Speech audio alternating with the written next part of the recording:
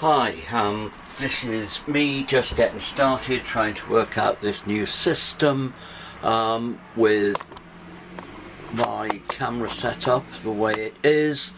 I've just had one attempt and it's turned itself off halfway through, so we'll see what happens now. This is a drawing I started a couple of days ago. It's line and wash.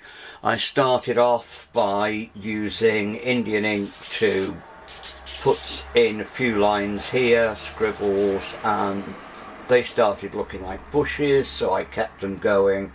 Then I did some wet in wet watercolour stuff, just to get some colours in there. Just that started off being a field, then I decided I'd change it into a quarry. Now I'm just going to see where things take me. I'm going to be using two different types of ink. I'm going to be using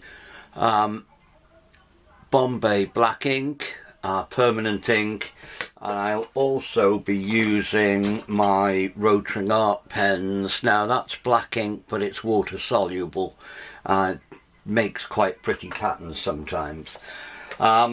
I'm going to start. I also use dip pens. I use bits of stick. That's what most of that was done with, that stick and that stick.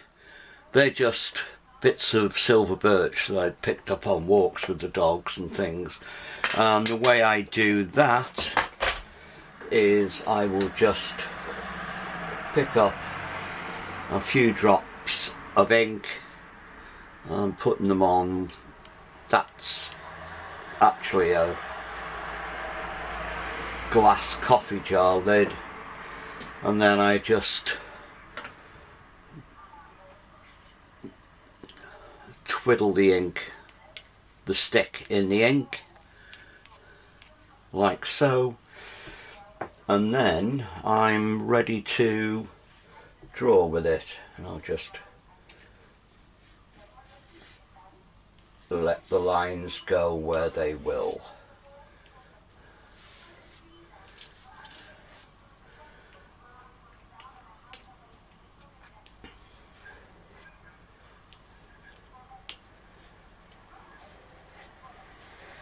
You see, when I'm doing branches, trees, I tend to twiddle the stick as I'm doing it so that it grows. Nature has very, very few straight lines in it. I always say when a tree or a plant is growing, it looks and it sees where the sunlight is and it goes sunlight, and then the sun moves and the next day it comes out, so eventually you get this wiggly line which is looking for where the sun is. Might not be true, but it's a lovely little story, I think. So there we go. Put some more stuff here.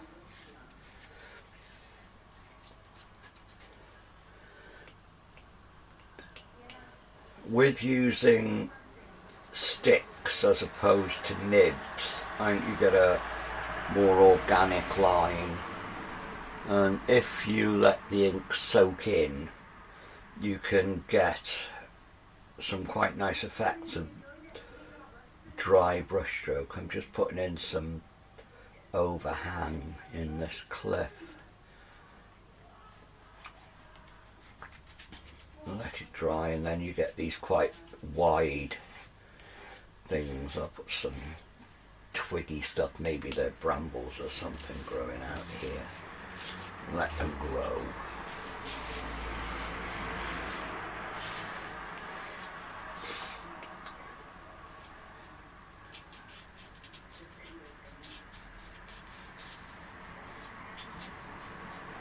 I might need to put some more watercolour in the front of this, or even some gouache or pastel, make it into a mixed media.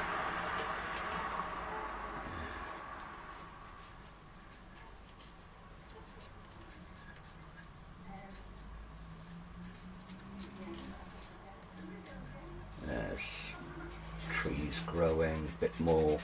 See, now it's dry, there's no shiny ink on that, but I can get a nice shading effect just by rubbing the dry ink off the end of it. Now, more twigs.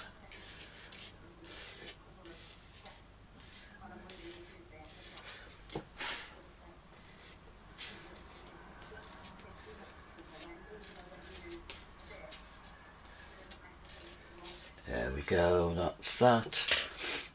Now that's something else I use a lot. It's a mechanical pencil with a kebab stick stuck in the end of it. I use that a lot as well. It comes to quite a nice point. You use it better for controlling things and put a safety conscious fence on the side over there.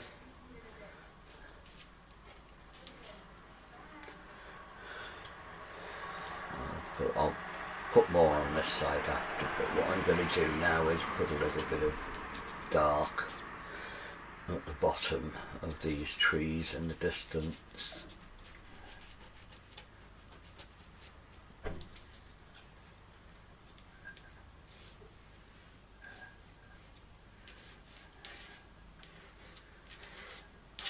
Now I'm going to swap over and use the black ink pen.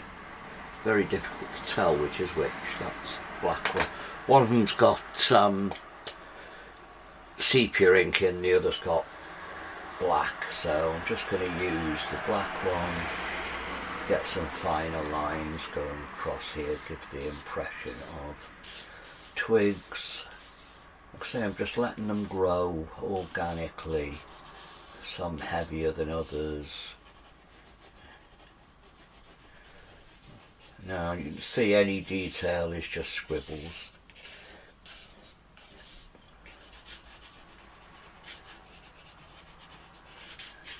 And in the grass, here in the grass I've put lots of different colours and left them to dry, and all I'm going to do is make little tussocks out of them just by scribbling. I'm not going to do individual blades of grass or anything like that. When you look at undergrowth it looks more jaggedy than anything else, so it's just giving the impression. I'm all about giving impressions. I'm not about doing portraits of particular places. Don't get me wrong, if I am doing a portrait I'll try to make it look like something, but when it comes to landscape it's different all the time anyway. Every time I go to a place, and I go to various places quite a lot with having 2 dogs to walk, it's always different every single day. Just a bit of texture all the way along that edge.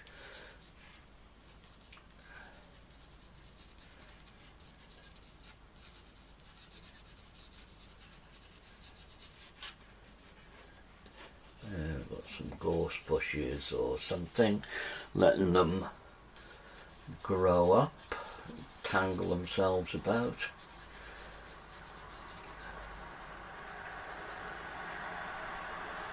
Trees going across the side there.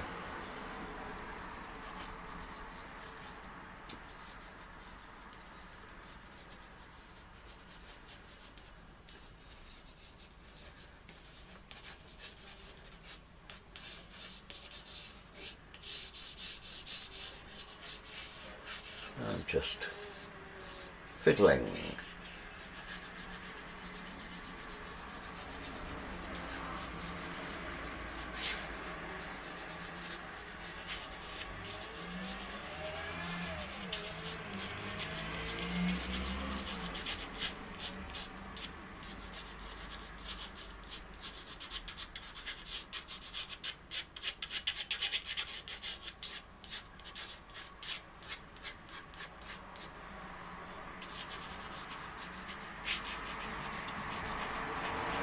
The whole point of a place like this is that it's wild, and so if I'm trying to show something that's wild, the last thing I want to do is fiddly little tame lines. I need wild lines to grow up. You can see there, that's a blob, so that's a mistake, but you probably wouldn't have noticed if I hadn't told you. So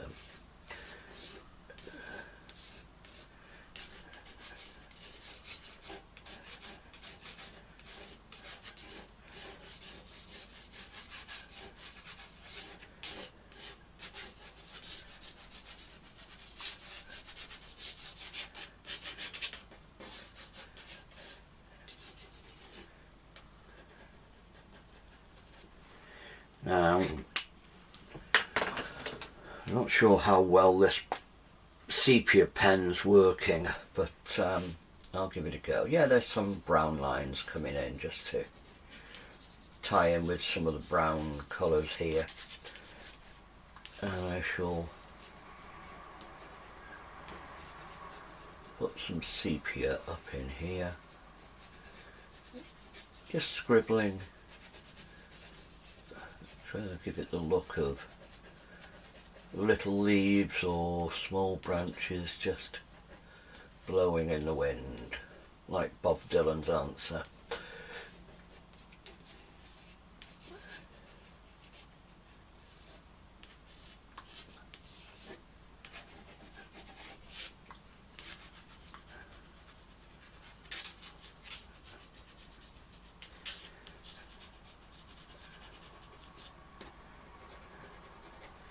Right, just get something thicker to make the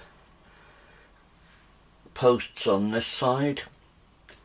One thing I always do with posts is I tend to make some of them fall over a bit. Now, somewhere like this, you're not going to have a maintenance man going round every Saturday and sorting out how straight the posts are, so we have them falling over. They're usually bits of stick anyway, aren't they? So there we go, we put them, as they get closer they get bigger and more well defined, and this one's fallen over because it's been taken over by the brush. So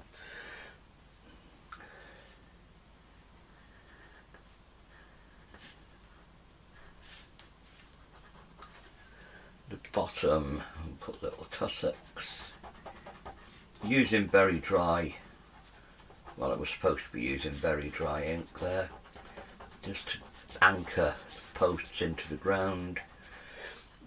Very, very faint shadows.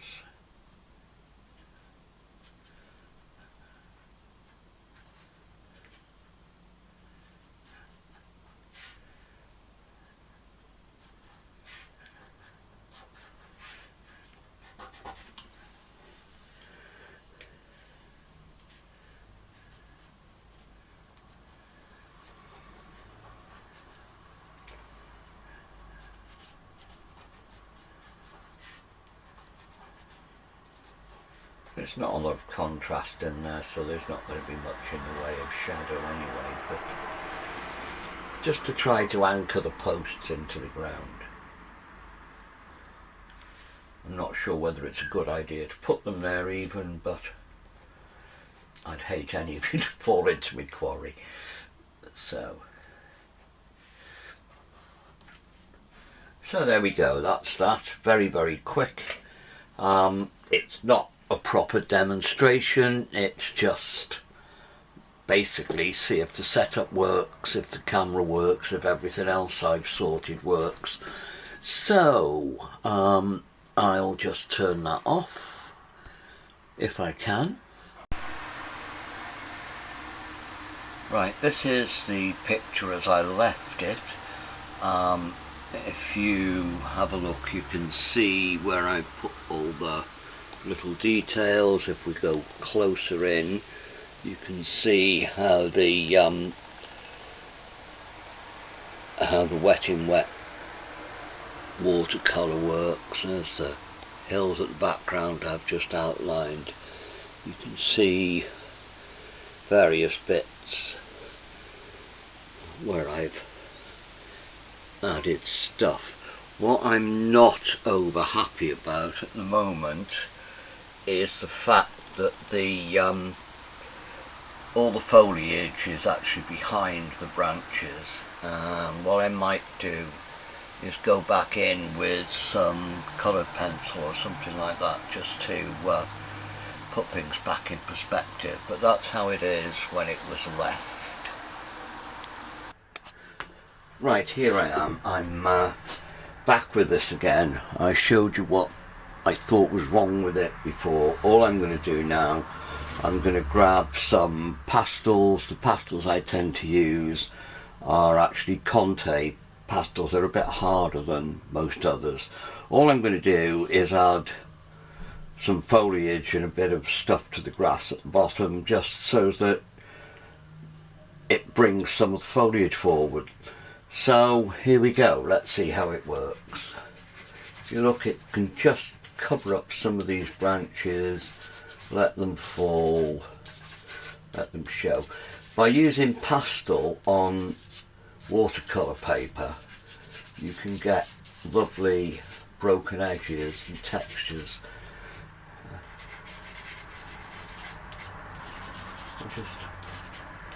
I'm not going to do much, I just want to put a couple of colours in to maybe hide some of this very dark black. Never seen a light black yet. Just doing bits of scribbles here and there to see how it works. It's mainly sort of yellow ochre colour I'm doing. Brown, slightly lighter than the black. Touch of colour in there.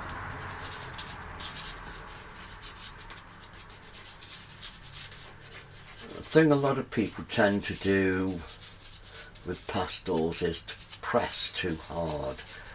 And if you press hard, you get a thick, lumpy line, whereas just tickling the paper makes things much nicer, I think. Some more of this peachy sort of colour down here.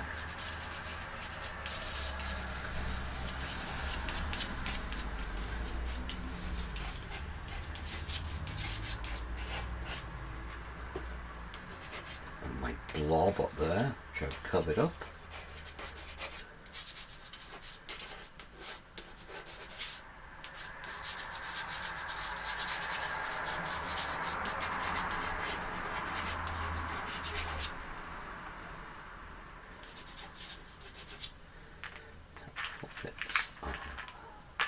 Now I think I'll use a sort of yellowy colour if I've got one,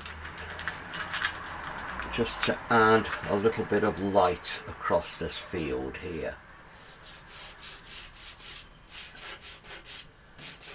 To liven things up a little bit.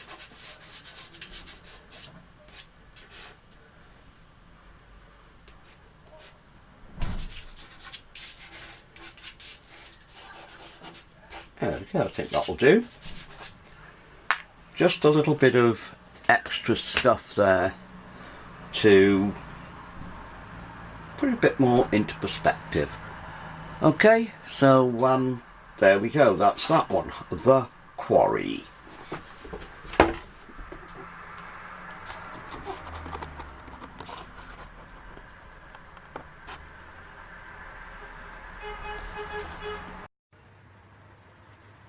And here's the finished piece. I've put it in a mount. It's just about quarter imperial, bit less, maybe 13 by 11. There we go, you can see the whole thing finished off. If I move in a little bit closer, you should be able to see where I put the pastel in, and it just covers little bits of the branches. There's a sheen of it across the far field, some little bits of dark and some odd colours, just compensating or complementing rather the colours in the washes underneath. So there we go, that's that. It's not a brilliant painting, but it's just how I finished off, and it should hopefully all fit together. Right, thanks for watching.